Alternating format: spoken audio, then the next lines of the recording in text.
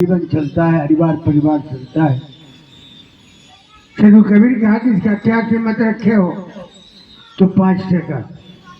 साधु अपने जेब में हाथ डाले, 5 टका निकाले और बहेलिया को दे।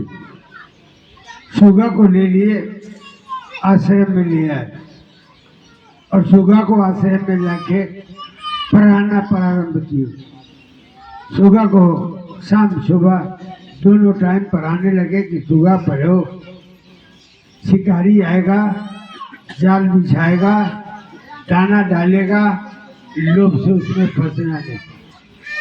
शिकारी आएगा, जाल बिछाएगा, दाना डालेगा, लोभ से उसमें फंसना नहीं।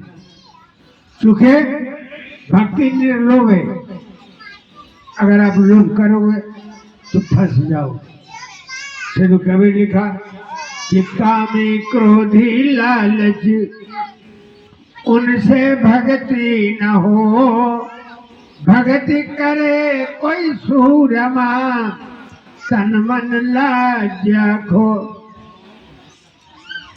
कोई शख्स भक्ति करेगा जिसके अंदर से भाव की बात समाप्त हो जाएगी। तो सुगा को शाम सुबह पढ़ाना प्रारंभ किए। जैसे अभी हमारे संत भगवान मंच लगा के मानव को पढ़ाने का काम करते हैं।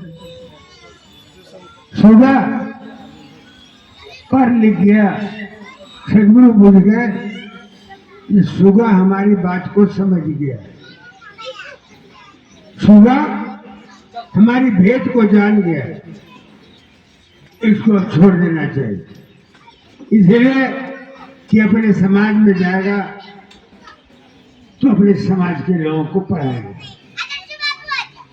हुआ उल्टा, सुगा उड़ गया, अपने समाज में गया और फिर अपने दिनचर्या में अटक गया और गुरु महाराज के वाणी को भूल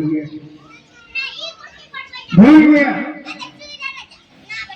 पुनः शिकारी आया, वही क्रिया कर दिया, सारे सुगा उतरा, दाना चुनने लगा, लेकिन एक थोड़ा सा ढीठ बन गया, पढ़ लिख के थोड़ा सा ढीठ हो गया।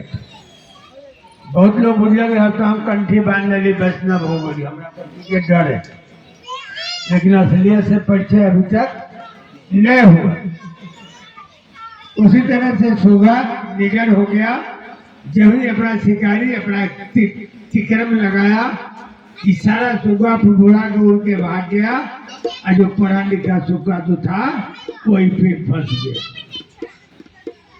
फिर उस सुगा को शिकारी बेचने के लिए मार्केट में गया तो सुगा को एक सेठ खरीद लिया। बहुत बड़ा सेठ था, सुगा जो पढ़ा लिखा था, ले गया, सोना के पिंजरा बनाया। जब सोना के पिंजरा में सुगा को रख दिया तब उसको याद आया कि आज दादा हम गुरु महाराज के बात के ओवेट किया, ताकि मैं पुनः पिंजरा में फंस गया। अब कौन सा जतन करे, कौन मुझको इस बंधन से मुक्त करेगा? पिंजरा में सुगा जो है से इसी दुख में डूबा हुआ था। लेकिन सेठ और सेठाई सुगा से बड़ा प्यार करते थे। शाम सुबह सुगा का दर्शन करते थे, शाम सुबह सुगा को खाना खिला के तब अपने खाना खा के सेठ और सेठाई अपने को भवन में जाके सोते थे। एक रोज संयोग बना, साधु कबीर अकस्मात उसी गांव में चले गए जिस गांव में सेठ था। एक स्कूल में डेरा डाल दिए, शाम हो गया था। चेलवा से कहा कि जाओ कहीं दुकान में लिया है तो राशन पानी ले आओ, आज इसी स्कूल में रात गुजारेगा। हल्ला नहीं करे बाबू। जब साधु और कोई दुकान नहीं था, वही सेठ का दुकान था।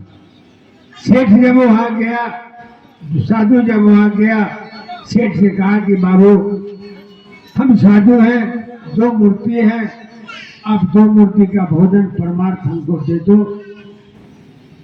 तो सेठ कहा कि और कौन है? तो तो हमारे गुरु महाराज सुकुमार इस बात को सुन रहा।